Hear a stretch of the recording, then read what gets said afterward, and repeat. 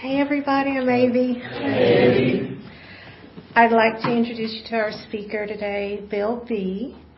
Bill is originally from Alabama, raised in California, which is where he was introduced to ACA and started attending meetings 11 years ago. So he's been at it for a while.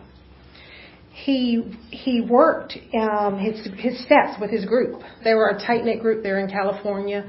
So they all together, they go out for coffee and so forth after the meetings, and that's how they got their step work done. So that's a good way to do it. He eventually relocated to Georgia, which is where he now lives, in Marietta. His home group is the Ridgeview group. I've been there before in Smyrna to that meeting. It's a very good meeting. And he's been instrumental in spearheading another meeting, an ACA meeting in Smyrna at the same location. This one has a different format, though. It's on a Friday evening after everyone leaves the building. There's no one there. It's a feelings release meeting. So there are people who get to scream, they get to yell, there's a bat, you can hit something. So I really want to go to that meeting. You didn't happen to bring that bat with you, did you, Bill? Okay. Well, on that note, I'd like to introduce Bill B., our speaker.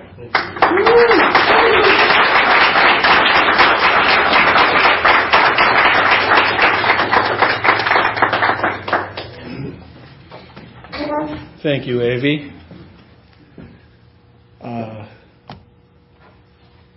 I'm Bill. I'm an adult child. I am also an alcoholic, and I come from a dysfunctional family. I've made a few notes here. I'm an alcoholic, I'm a sex and love addict, and I'm an adult child. And I have a few other titles,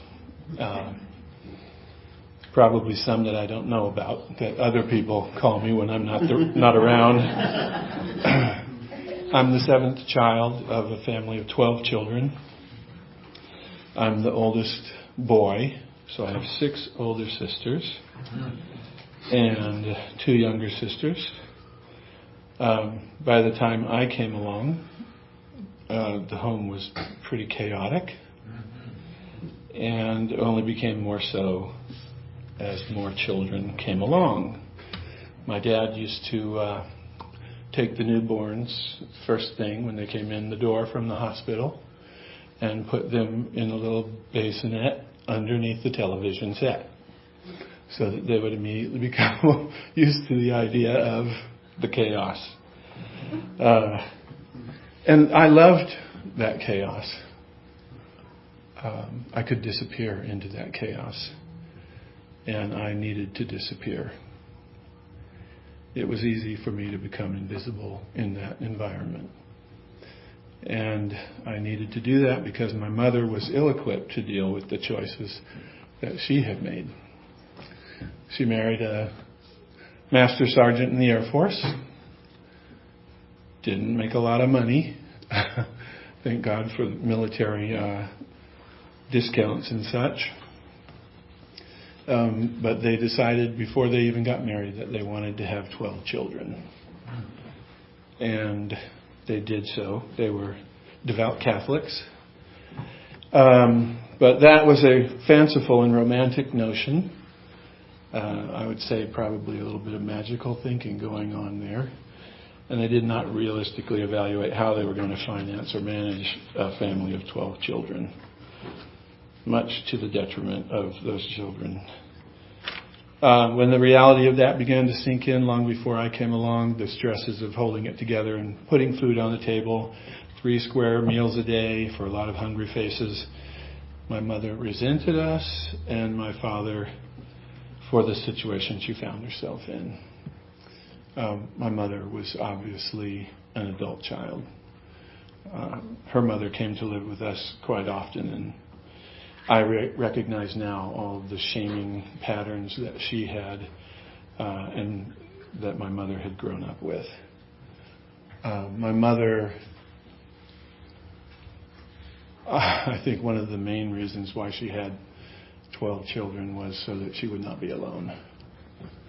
And anytime any one of us did something that differentiated us from her, she panicked. And the way that she manifested that panic was violent rage.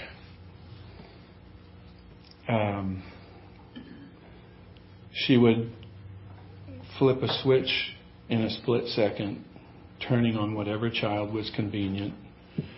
Verbal and physical lashing would ensue.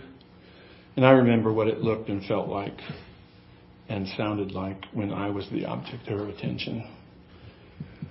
She would snatch me up by one arm. She was a large woman.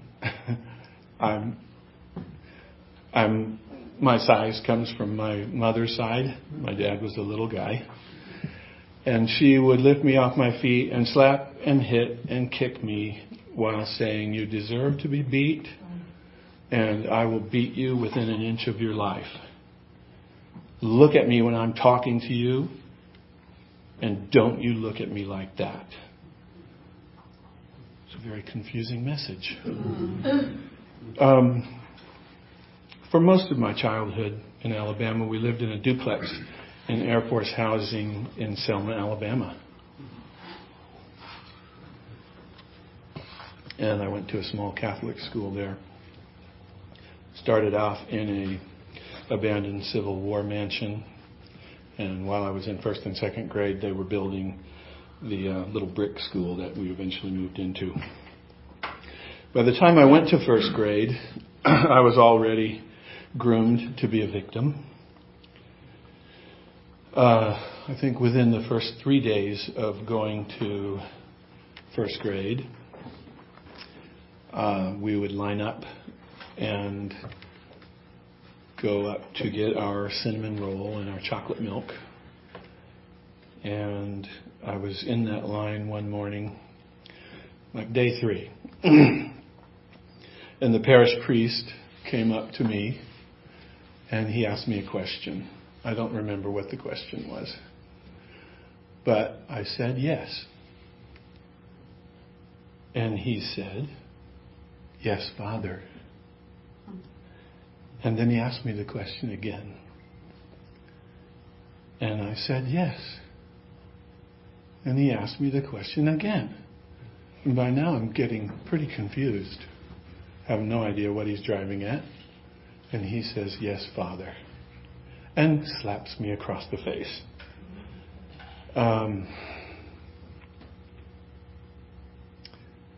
It's only been, actually, at the Feelings Release meeting 2 weeks ago, I beat the shit out of him.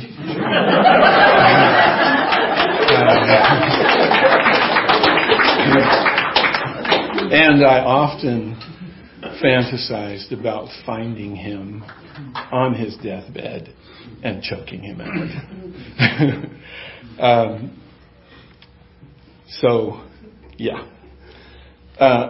To be honest, I really believe that he was grooming me for later abuse. I knew I could not trust the world outside of my home any more than I could trust the world inside my home. And I do remember my childhood in Alabama was one of a lot of fun, because my brothers and I were allowed to go outside of the house sometimes. We went anyway, whether we were allowed to or not, and play in the woods and do all kinds of stuff like that. But also one of terrifying confusion and not understanding what the rules are. Nothing seemed to make sense. At the same time, in second grade, I became an altar boy.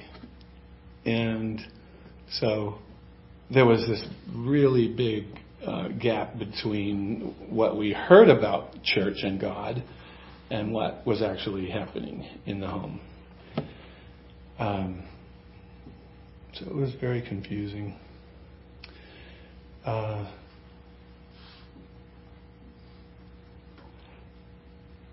had an experience later, while I was still going to that school, there was probably only about 80 kids in the whole school, grades 1 through 8, all taught by nuns. I think there was one lay teacher that she was really nice. The nuns were really mean and scary. But the brick schoolhouse had had grades 1 through 4 on one side and 5 through 8 on the other side, and in the middle was a big hallway. It was kind of dark, and that's where the bathrooms were. It was off of this hallway, and I was in the bathroom. I think it was in 2nd grade, and the only memory that I have is that I was in the bathroom, and there were older boys in the bathroom, 3 of them, and I remember that, and I remember coming out of the bathroom into the hallway, unable to breathe. I told myself that someone had hit me in the throat with their elbow, and I couldn't breathe. And I had, stood there for a long time trying to get my breath. Obviously, I eventually did. But I have been back to that schoolhouse. It's no longer a functioning school. But I've been back to that school, and I have stood at that bathroom door and tried to remember. And I can't. It doesn't come back. But I suspect there was a lot of abuse going on there with some of the other boys and that priest.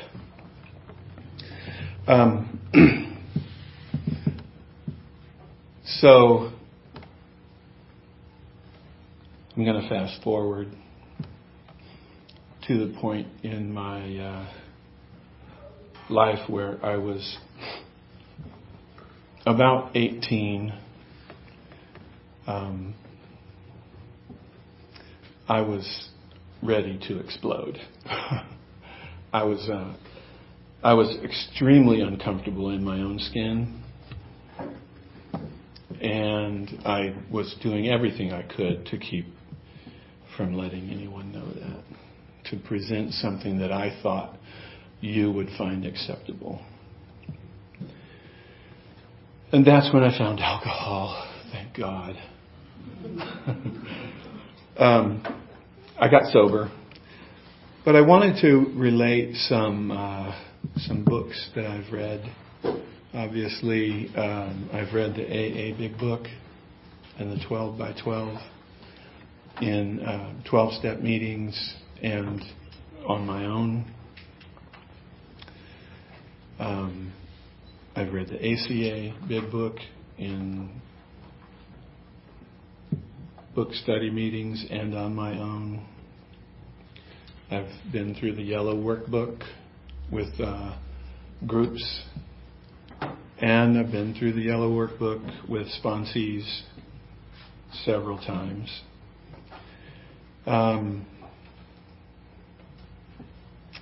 I read the Self-Esteem Prophecy early on in my recovery. I highly recommend that book.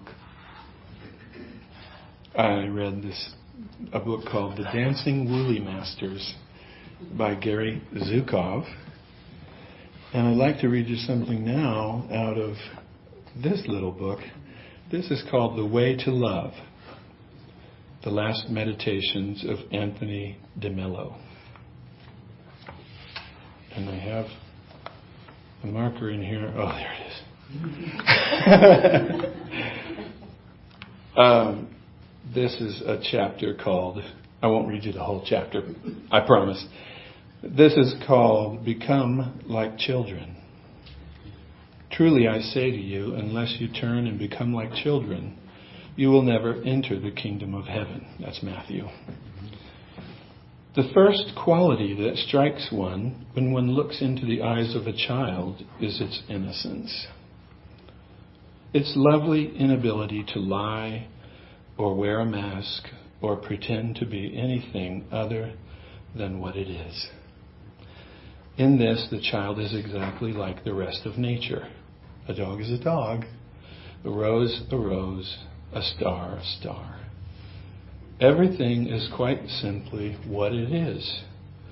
Only the adult human is able to be one thing and pretend to be another.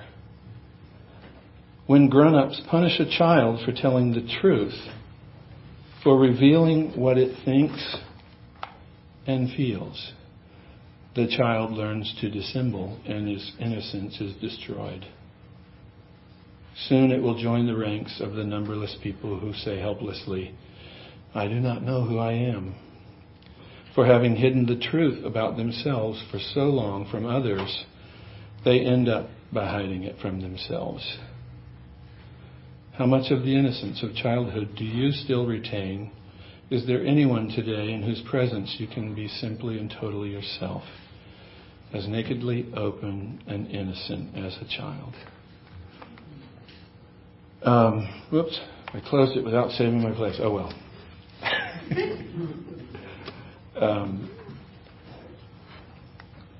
I believe that is profound in that it speaks directly to what happens to us as innocent children in dysfunctional and violent homes. I know that, as I was just saying, by the time I was 18, I was carrying around a very heavy display for everyone to see, so that you would not know who I was inside. These are the overt messages that I internalized living in my dysfunctional family. You deserve to be punished. You could be killed for being who you are. You are shameful for being human and for having human bodily functions and desires. I didn't number the others. God will not love you because you are bad. This coming from a devout Catholic family, and where I was serving Mass as an altar boy at least once every Sunday. My father was a workaholic who was always absent during the day and did 2 overseas year-long tours where he was gone. And I was young enough not to know, after a while, after he had been gone for some time, that he would ever come back. He could be a gentleman at times, but mostly he was a stern disciplinarian who held himself under tight emotional control and rarely allowed himself to display real feelings. I knew that he had feelings and that he did not show them. I was 16 before he intervened and stopped my mother from beating me. I was 16. I was obviously old enough and big enough to take my mother out if I wanted to, but it wasn't something that I could even imagine.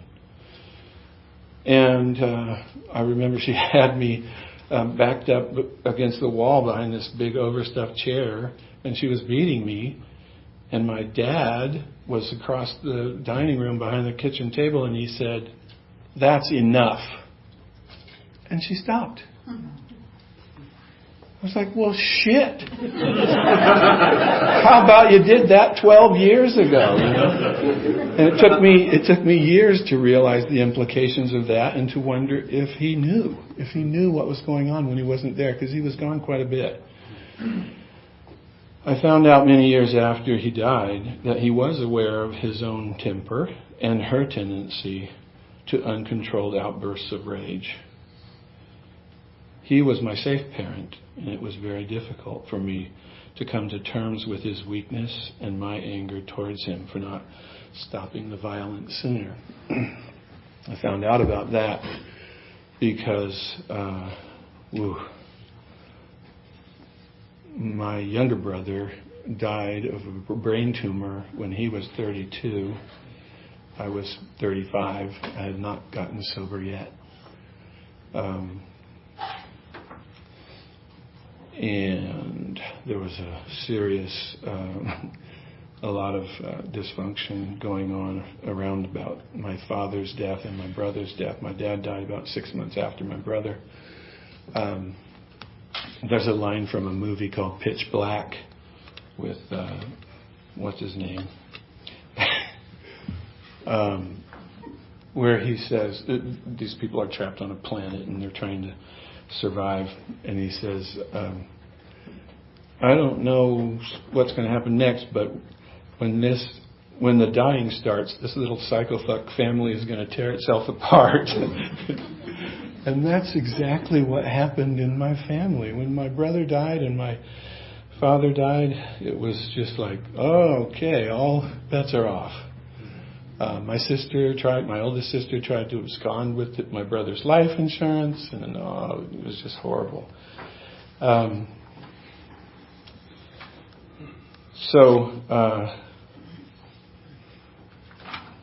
Forgot why I was telling you that part. But it was horrific. I debate whether to relate this part of the story to you, but I think I'm going to. My brother had a brain tumor. They were living in Ohio at the time. He was my younger brother, just younger than I, and we grew up together. He was my closest friend on the planet. And he was married and had just had his second child, and he was diagnosed with a brain tumor and went through a bunch of radiation and chemotherapy and surgery and all kinds of stuff. Moved back to California, basically knowing that he was going to die. And they decided to try an experimental chemotherapy treatment on him that had previously been used on leukemia patients. It was a heavy dose of some, I almost had the name of it there for a second, but it was a very, very toxic chemical that basically they gave to kill all of the fast-growing tissue in your body for 4 days, and then they stopped and tried to nurse you back to health, and I think they had a fairly successful record with that for leukemia patients. But there was a problem because they had an error in the protocol when they gave it to my brother. They gave him the full amount that they were supposed to give him over the 4 days. They gave that to him every day for 4 days. So it just blasted him. It was awful. His eyes were yellow. He was jaundiced. It destroyed his kidneys and liver, and they basically said there's just no way he can recover from this. Which, I think it was a pretty good indication that if they hadn't done that, if they had given him the actual correct dose, that he might have survived it, because he still lived for several weeks after that happened. And his liver and kidneys began to function again. He was in a coma. And once we found out that happened, we never left him alone in the hospital for, again, we just never left him with those people again. And we took turns watching him while he was in the coma. He was in ICU. I was sitting with him. My sister had been sitting with him. I went in, traded places with her, and he woke up. And he couldn't speak because he was on a ventilator, which was against the rules because he had a DNR in place that said do not resuscitate. So he woke up and he looked me right in the eyes, and I didn't need words to interpret what he was saying. And I said, "You're not on life support. We're only have you on the ventilator to counteract the swelling of your brain," which is what the doctors had told us. And and he looked at me and he raised his hand up and he tapped on the ventilator like that. And he looked me right in the eye. And I grabbed his hand and I told him, if you want me to disconnect the life support, squeeze my finger once. If you don't, squeeze it twice. And he's looking me right in the eye, squeezed my finger once for a long time, but it was clear that it was once. And then he went back to sleep. That was, I think, probably the first time I experienced abandonment.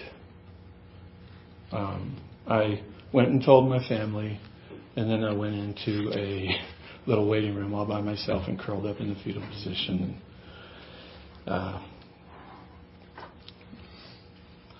Melted down, I guess, is what happened.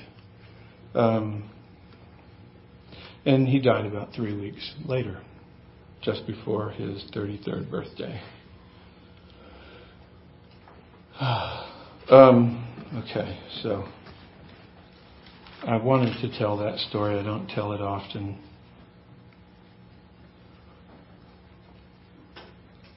But it's good for me to tell it, for me.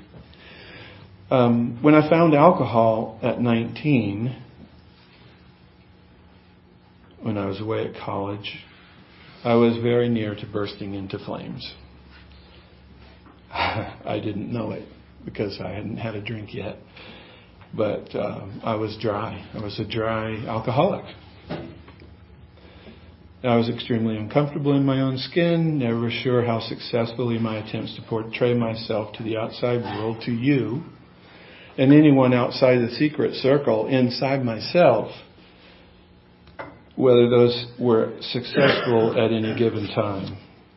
The image I carried around for you to see so that you would think it was okay, or I was okay, and so that you would not know my secret shame was a heavy burden.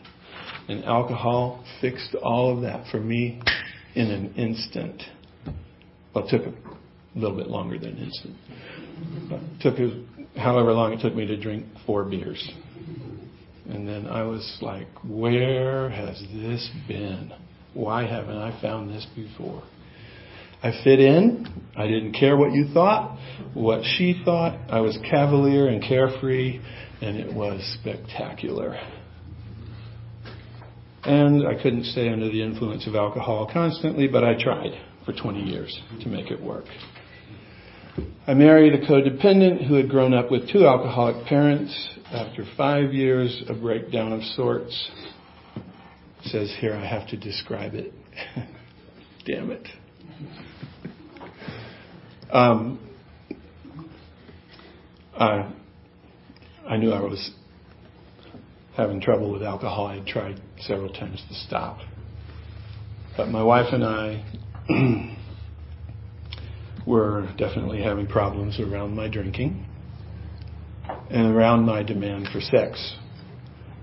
And one night,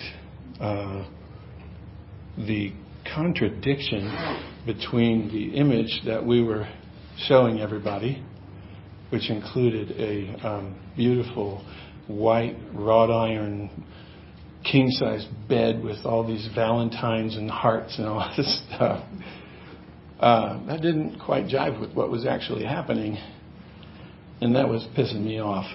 So I remember one night after laying in bed for until 2:30 in the morning, just steaming because she was not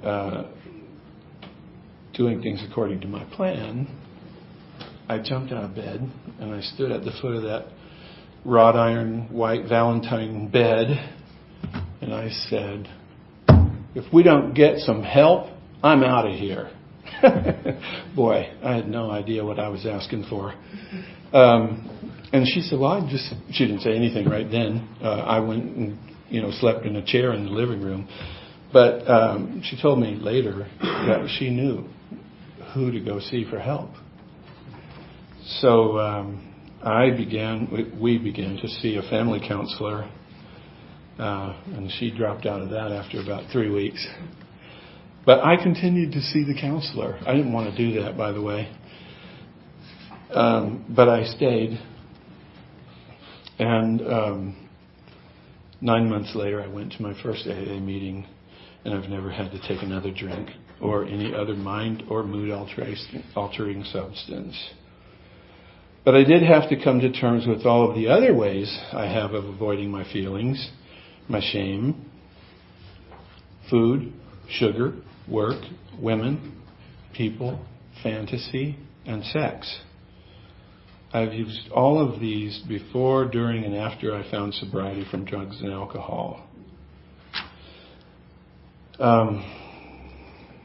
One thing that happened in those therapy sessions fairly early on was that I think this was when my wife was still there. I remember her being there for this part. The therapist asked me a question. I don't remember what the question was, but I answered the question. And she said, well, tell me a little bit more about that and, expound a little bit on this part. And I said the same thing. I used a few different words, but I said the same thing, basically. And she called me out on that. She said, do you think I'm stupid? You just told me the same thing that you told me the first time. And I went into terror. I was terrified instantly. And she recognized it. And she said, what's happening right now? And I said, I'm afraid. I'm really, really afraid. And, I think that was probably the last time my wife went to the session. But we followed up on that, over the next 3 or 4 sessions. And eventually what I saw in my mind's eye was a brick wall. And there was a corner. And I couldn't look around the corner. I was terrified to look around that corner. And eventually I looked around the corner and saw my mother raging. When my mother raged, my loving, nurturing parent was no longer there. My loving, nurturing mother disappeared and was replaced by a monster. And I came to recognize that. I think this is probably terminology from sex and love addiction therapy. I recognize that as what I refer to as the back walking away. Meaning that when I see someone rejecting me or dismissing me, I am compelled to try to get that person's attention and try to get them to love me. And it can happen in the slightest little ways. I recognized it finally after really working on this, that if I went through the line at the grocery store and the cashier was kind of cute and I was trying to get her attention and she didn't react the way I wanted her to, I would feel abandoned. It was abandonment that I felt. And that was true of what was happening with my wife. And it happened in so many different ways after I was finally aware enough of what was going on inside of me to recognize it. And that back walking away has come back to haunt me since. I got sober. And when I was 6 months sober, the same thing happened all over again. I jumped up in the middle of the night. I was really upset with my wife. I had just enough AA under my belt to know that it couldn't be anybody else's fault. So I didn't know what to do with that. I was like, shit. So I went out into the living room and I sat in this chair and, what was happening was in my head was this crazy circular thinking just going around and around and around. And I don't know how to describe it, but if you've experienced it, you don't need me to describe it. So I was sitting in that chair and I thought, this cannot continue. I have to stop this. And the only way I could think of to stop it was to smash my head into the marble coffee table that was in front of me. And then I thought, that's going to hurt. And in my brilliant wisdom, I thought, well, I don't want to do that. I'll just go get my gun instead. So I got up from that chair and I went to go get my gun.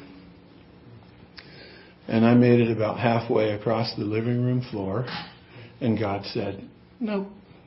He just squished me down to the floor with his thumb. I had an alcoholic seizure, and every muscle in my body cramped, and I just fell to the floor and just, kind of quivered there for a while. And when that pain, physical pain, stopped, the thing going on in my head had stopped. And I was so grateful for that. And so I went and went into the guest room and curled under the fetal position on the guest bed and said the Serenity Prayer until morning. And then I went to work. And fortunately, it wasn't too long after that. I think that was on a Sunday night. And I saw my therapist on Wednesday, and I explained to her. I actually told her what happened. And she said, you've had an experience of suicidal ideation, and you need to go into treatment. Well, I wasn't ready for that. But after talking to my wife, and she was terrified that treatment would cost a lot of money, and she didn't want me to go, et cetera, et cetera. And my AA sponsor said, you don't need to do that. You just need to get into this big book. And my therapist said, I don't care what those people say. I'm telling you, you need to go into treatment. You've already been doing all the things that they're saying for you to do. And so I was driving to work one morning. I think I mentioned to somebody that I was just going to tell you guys every single thing that's happened to me since I got sober. But I was on my way to work one morning, and Whitney Houston's song came on. Help me out. The Greatest Love of All came on the radio, and I bawled and cried my eyes out. And then I made the decision that I deserved to get better, to get help. So I went into treatment. Came out of that treatment, I found out in that treatment center that I was a sex and love addict. I was like, son of a bitch. I've barely gotten used to the idea of being an alcoholic, God, really? So, shortcut to 10 years later, I left my wife. I pleaded with her to get involved in recovery with me and to do some work of her own. She never did. And when I told her I was leaving, she promised me she would do all those things. But it was too late. And so I left. Wasn't very long before I got involved with someone else and was living with my fiance. And everything was really great for about 2 years. But by 8 years, not so great. She was very critical, and I was, I'm sure I was at fault in many ways too. Come to find out that she was an adult child who had been molested by her father, of course, which is probably one of the things I saw in her that made me feel attracted to her. So I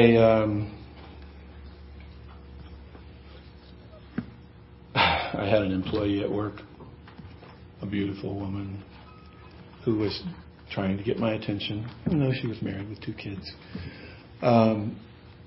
And that went on for 5 years.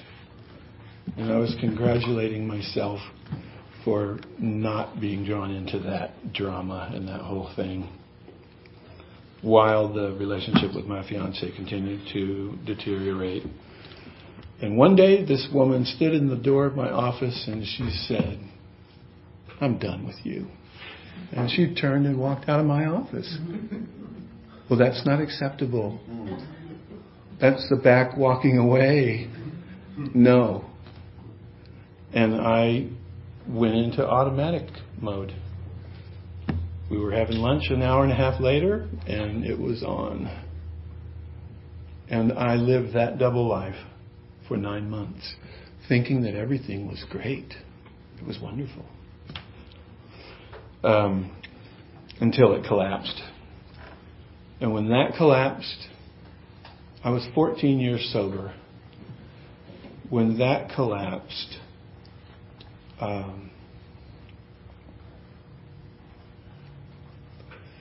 I was broken. It's really crazy because I couldn't tell my fiance that I was broken. But I couldn't be vulnerable with her, but I could tell this woman that I was having the affair with that I was broken. It wasn't long after that, maybe a few months, and I moved out, got my own apartment. I was in an abandonment rupture. I couldn't function. I couldn't sleep. I was having hot flashes. I would wake up in bed in a pool of sweat and roll over into a dry spot and sweat over there for a while and then roll back. It was a nightmare. And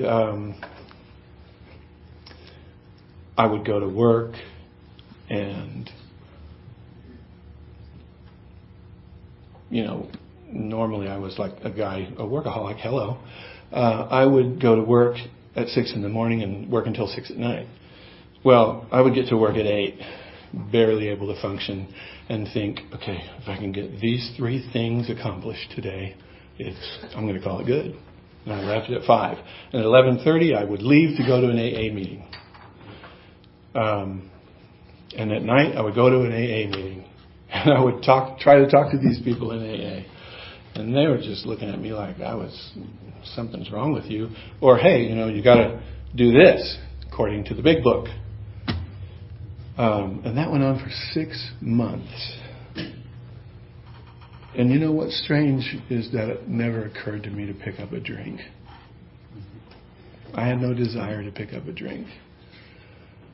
But one day, a sponsee of mine called. I hadn't seen him for 2 years. He was drinking. And he said, "I'm sober. I'm at the such and such club. I've been sober for 3 days. I've had a spiritual awakening." I said, "Thank God you're calling me because I'm so full of my own suffering and self that I'm in so much pain. I just need something outside of myself." So I said, "Don't go anywhere. I'll meet you there in a half an hour." And I left work early and I went there to meet him and he wasn't there. But I was sitting in the patio and I was looking around and I saw these 6 people sitting at a table and they were reading out of this red book. And I thought, what are those people doing reading non-AA literature in this AA club? So I kind of cozied up closer and closer to them and tried to listen to what they were reading. And finally, when they took a smoke break, I went over and I talked to them about it. And one of the old guys, I think he was, pushing 80, he opened the book up to the traits, the laundry list, and showed that to me. And I was I'm sure you've had the experience. I just thought, oh my God, this is the whole deal right here. So I met those people. I started going to 3 ACA meetings a week. It wasn't long before the 6 or 7 people that were in that little core group there, we were every meeting. We were there at every meeting, Monday, Wednesday, and Friday. We started going out to coffee afterwards or meeting before for dinner. And then we started doing hiking trips on the weekends, and we would spend the whole day together because none of us wanted to be alone. We were terrified. I was so afraid of being alone. And it was hard to go on a day trip. We would get in my truck at 8 in the morning and drive for 2 hours and talk about ACA stuff, and then go on the hike talking about ACA stuff the whole way, get back in the truck, drive 2 hours, stop for dinner. It's been like a 14-hour day together and really talking about ACA along the way. We got to be very close, and I remember when I would be dropping off the last person, I'd be like, oh, God, I have to go drive home by myself and go home to my apartment. Often when I got home to my apartment, I would be on all fours in a convulsion, really just another collapse of the false self, I guess, is what I would refer to it now as. I didn't know what was happening to me. But I knew that I was doing the right thing, and I continued to work through the steps in a step study group with those people. I feel very fortunate that I had a good foundation in the 12 steps in AA, and I had already, been working with a sponsor who had told me, hey, you're sober, you're physically sober, but you're still alcoholic. And, trying to address the situation, the problem without alcohol, recognizing that the problem wasn't alcohol, the treatment was alcohol. I used alcohol as my treatment for all of this stuff. And so I feel very fortunate that I had that going into it.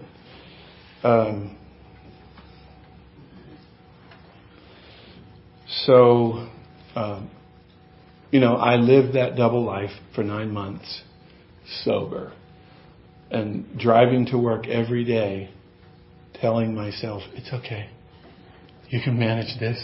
It was just insanity.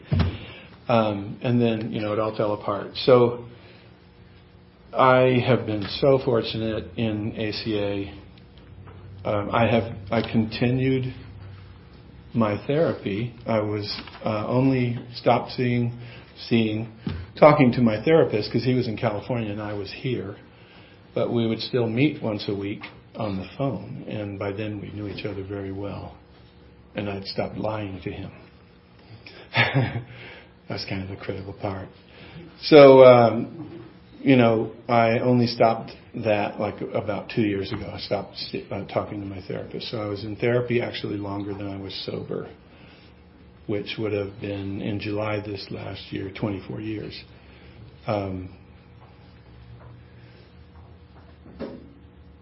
And I found ACA here in Georgia at the Ridgeview group. When I first moved here, I went to a lot of meetings. I went to all the meetings that I could find during the week and to the Sunday Ridgeview meeting. I did a lot of stuff, working with, putting on seminars and doing a lot of outside, not, technically just going to meetings in AA. I got involved in a lot of different things. And I like to say that I don't know which one of those things I could have not done and still stayed sober and still stayed alive. So I did all of that stuff, and it has all benefited me tremendously. It's really treated me. That's what it did, was treat me.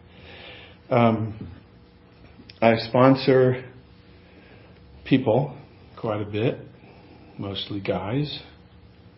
I have sponsored a woman or two here and there, but mostly guys.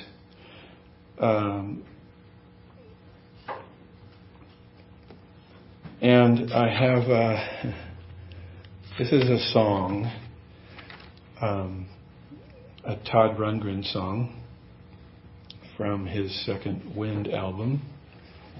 And the words of this song to me describe why I sponsor people.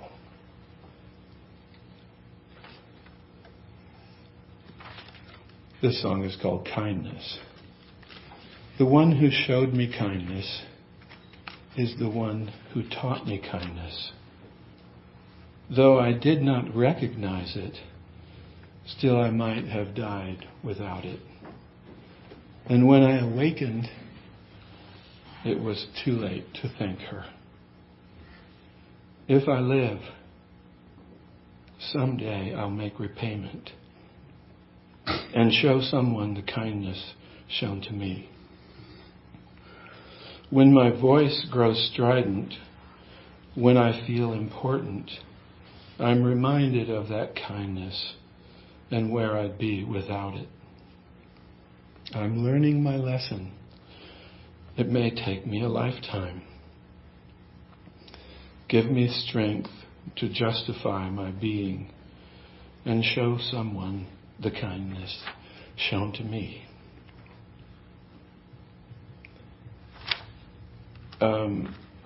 Sponsorship is a gift to me. I'm sure anyone who has sponsored people in 12 steps knows that the sponsee or the sponsor gets a lot more out of it than the sponsee. It's very important for the sponsee, but the sponsor is really the one who benefits. There's another song. I love this line from Crosby, Stills and Nash. It's a song called Southern Cross. There's a line from that song that says, I have my ship and all my flags are a-flying. And I don't know what they meant by that, but when we were doing all this hiking and everything, we used to listen to that song a lot. And what that means to me is I know who I am. I know who I'm not. I know where I stop and you begin. I have internal boundaries and I have external boundaries. And I have flags. And I know what they are. And I know that I want to fly those flags. I know that I want to develop my own personality beyond what my parents tried to imprint on me and what I was forced to internalize. Another really good book is called Bradshaw on the Family, which also describes a lot of the dynamics of a dysfunctional family. And there's one other song that I want to read the words.